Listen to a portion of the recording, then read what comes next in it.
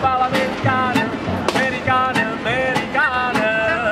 Ma si Napoli, sienta me non c'è sta niente, va. Ok, napolitana, tutto va l'americana, tutto va l'americana.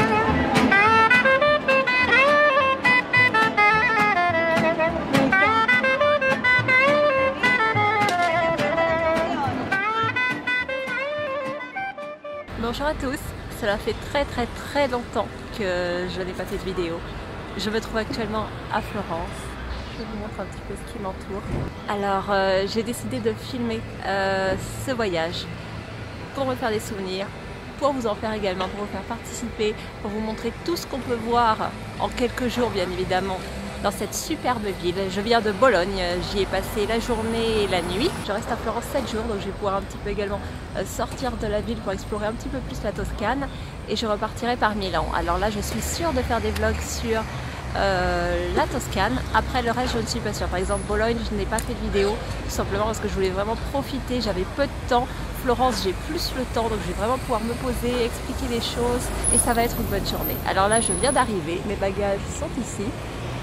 Et je vais les déposer dans mon Airbnb, il est 7h30, donc je peux venir à l'heure que je veux, elle m'a dit donc c'est génial. Et ensuite je vais pouvoir partir visiter. Aujourd'hui c'est la journée très tranquille. Vous allez voir, je vais quand même faire des visites tout le temps, mais c'est plus tranquille. C'est les visites gratuites, donc principalement des églises, les marchés, ce genre de choses. Et après ce soir, dès 19h, on commence à attaquer les grosses visites. J'ai la carte, la Firenze carte, la carte de la ville, ce qui me permettra d'avoir accès tous les musées pendant 3 jours, ils ne sont pas forcément tous donnés, donc c'est très bien. Allez, c'est parti.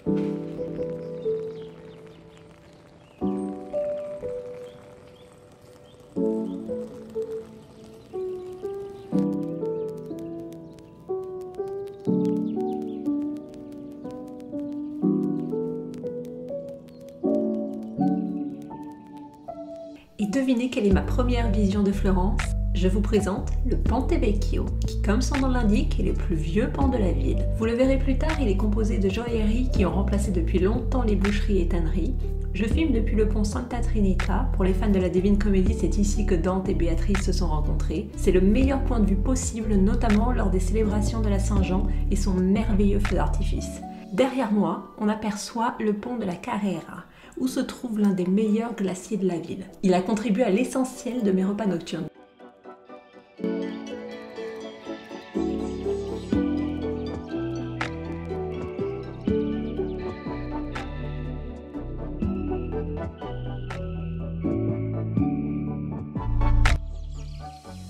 La basilique Santa Trinita est la plus vieille église gothique de Florence, 11e siècle pour les premières constructions. Elle est très étonnamment dessinée en forme de croix égyptienne. Son principal attrait réside dans ses chapelles fournies de fresques somptueuses. C'est probablement d'ailleurs ce que je préfère en Italie, cet accès si direct aux œuvres d'art et le lien entre passé et présent. Dans la chapelle Sassetti, on retrouve des peintures de Domenico Ghirlandaio, l'un des artisans de la 3e vague de Renaissance italienne. Pour vous situer, c'est un contemporain de Verrocchio et Botticelli. Il a été maître de Michel-Ange. Il reprend ici des épisodes de la vie de Saint François d'Assise. Je vous laisse admirer.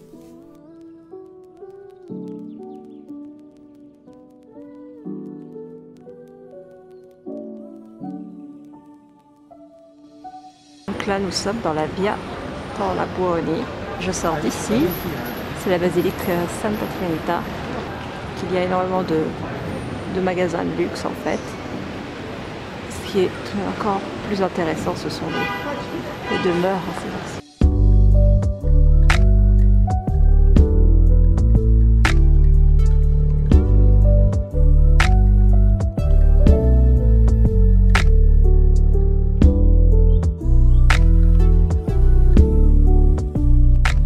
Et nous voici à la Piazza della Repubblica. C'est absolument superbe, je vous montre ça. Il y a peu de monde encore, donc il faut vraiment en profiter.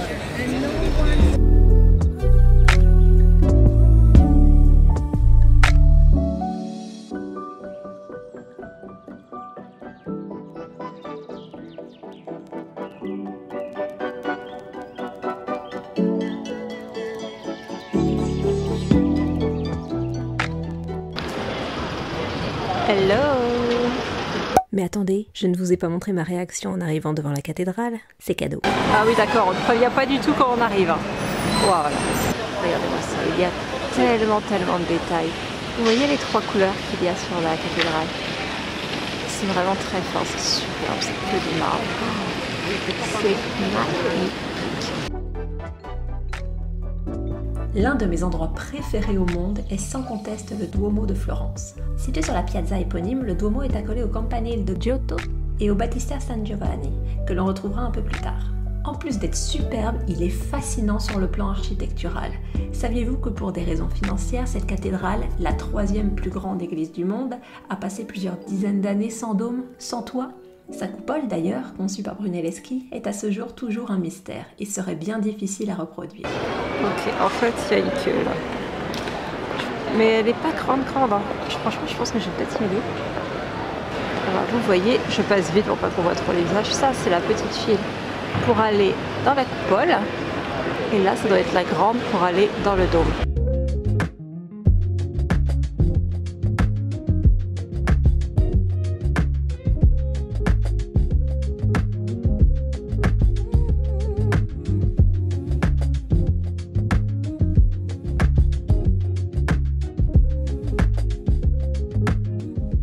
Quand on connaît la splendeur dorée du Battistère San Giovanni, on ne peut qu'être surpris par la sobriété lumineuse de l'intérieur de la cathédrale.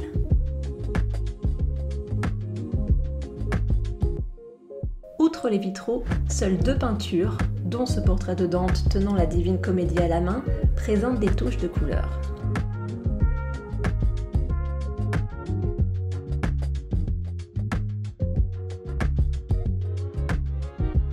Mais le clou du spectacle revient bien entendu aux décorations de la coupole, composée de fresques de Vasari et Zuccari, illustrant le jugement dernier. Elle est composée de plus de 700 personnages, un travail titanesque qui n'est pas sans rappeler l'ouvrage de Michel-Ange au plafond de la chapelle Sixtine du Vatican.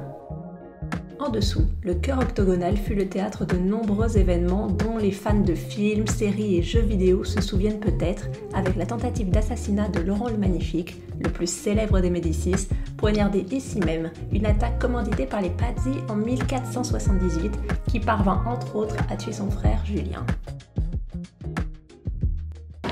Et nous y sommes, Piazza della Annunziata. Je vais aller voir la basilique. Et regardez-moi cette loggia formidable. Et l'avantage, vous voyez, c'est que comme là tous les gens sont au Duomo, c'est assez vide.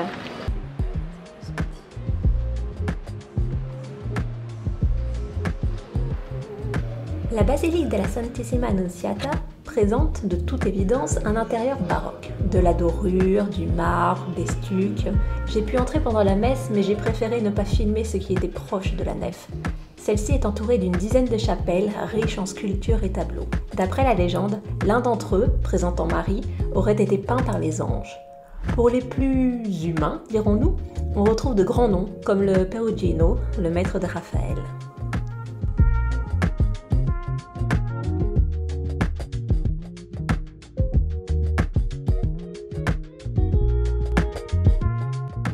Dans le joli petit cloître que j'ai pu vous montrer. Donc je sors de Santissima Annunziata et je vais maintenant voir une scène un petit peu plus loin à Da Apolline, c'est ça. Donc il ferme à 13h, donc je vais me dépêcher quand même. Et ensuite je pense que je vais aller manger. Je vais profiter d'avoir cette journée libre pour vraiment pouvoir me poser cette fois. Parce que les autres jours, à mon avis, ça ne sera pas le cas.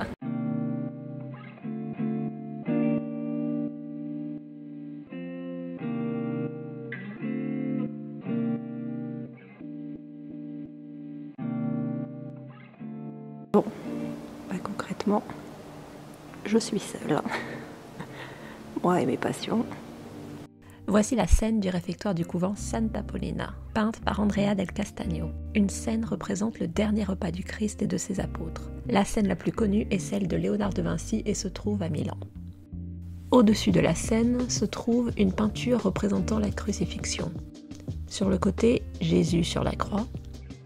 Ensuite, à côté de moi, sur la droite, la mise au tombeau. Derrière moi, une représentation de la résurrection, à présent disparue. Remarquez l'usage de la perspective sur les côtés. Avant la Renaissance, ça n'existait pas en art. C'était tout plat. Mais là, nous observons une profondeur qui permet à l'image de ressortir. Si on se rapproche et qu'on s'intéresse aux détails, on s'aperçoit qu'ils ont tous une auréole, sauf un, Judas, qui s'apprête à trahir Jésus. Voici le marché central, un lieu parfait pour les courses alimentaires, bien entendu, puisque vous y trouvez tout ce que l'Italie peut proposer. Attention, les prix sont plutôt élevés, mais aussi pour déjeuner, car à l'étage, des dizaines de stands de restaurants vendent leurs spécialités. Plats aux truffes, vegan, pizza. Si vous n'avez pas le temps de vous poser au restaurant, c'est parfait, car la qualité est au rendez-vous. Pour ma part, j'étais affamée de m'être levée dans les 5 heures, donc je me suis jetée sur un burger vegan qui m'a fait le plus grand bien.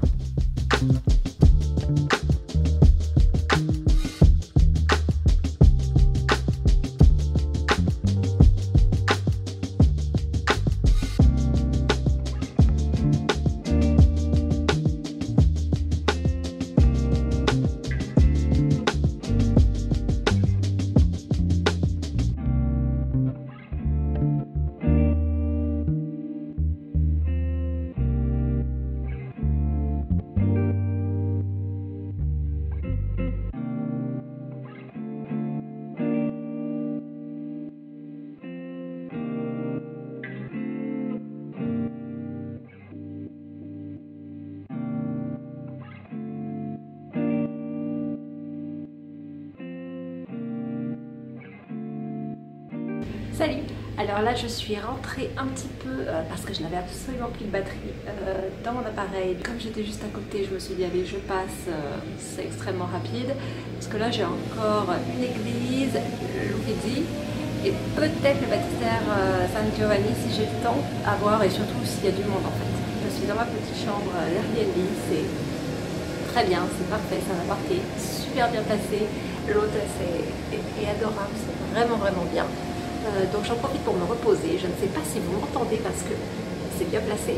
C'est un quartier hyper animé, donc il y a du bruit tout le temps. Bon, je me suis placée sur mon lit, je suis plus confortable comme ça. J'attends que mon appareil se recharge un petit peu, juste un certain pourcentage, histoire qu'il me tienne un petit peu plus que pas du tout, parce que là il était vraiment sur le point de mourir dans une minute. Comme ça je sais que j'ai de quoi faire, je peux me reposer un petit peu les pieds. Il doit être aux alentours de bientôt 17 h, donc c'est tranquille. Il y a une des églises qui est ouverte à 16 h, donc c'est bon.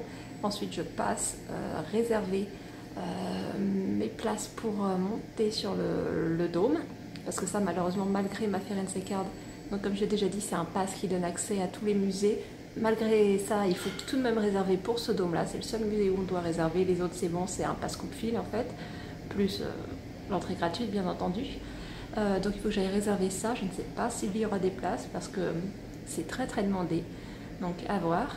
Et ensuite, je dois aller à l'Uffizi. Donc, grand musée d'art, c'est très bien, il y a une ouverture nocturne, donc je vais pouvoir y aller à peu près de 18h45 à 22h. Génial. Donc voilà, allez, je vous retrouve donc pour l'église. Si je vous parle d'œuvres de Giotto, Botticelli et Ghirlandaio réunies dans un espace gratuit et peu fréquenté, ça vous tente ? Rendez-vous à l'église Ognissanti, située entre la gare et le Ponte Vecchio. Si vous avez de la chance, la musique, celle que vous entendez actuellement, est comprise. Giotto se reconnaît à son style plus daté que les autres, avec ce crucifix, un mélange de couleur et d'austérité. Presque une oxymore à lui seul. Ghirlandaio, dont on découvre un Saint Jérôme, décora la chapelle des Vespucci, célèbre famille florentine dont on retient Amerigo, qui donna son nom à l'Amérique, mais aussi Simonetta, qui aurait donné ses traits au plus célèbre tableau de Botticelli, La naissance de Vénus et Le printemps. Par ailleurs, le peintre, dont on peut admirer un tableau représentant Saint Augustin, fut enterré ici à sa demande, à côté de cette dernière.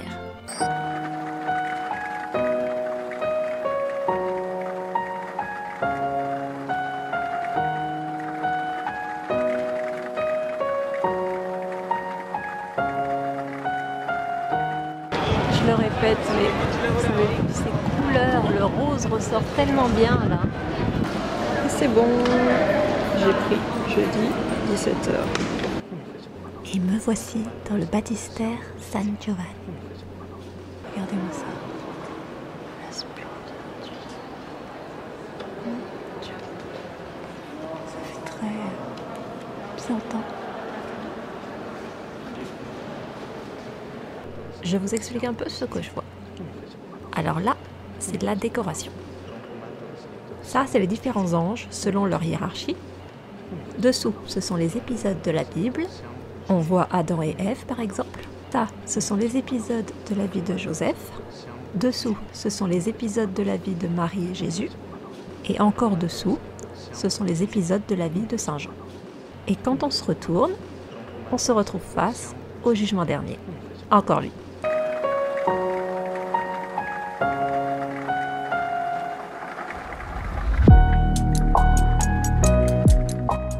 Pour conclure cette journée, je pars à la découverte de l'Uffizi Galleria ou la Galerie des Offices. Si vous êtes passionné d'art italien, et plus particulièrement de peinture, c'est un indispensable. Si vous le pouvez, privilégiez la visite nocturne, il y a bien moins de monde qu'en journée.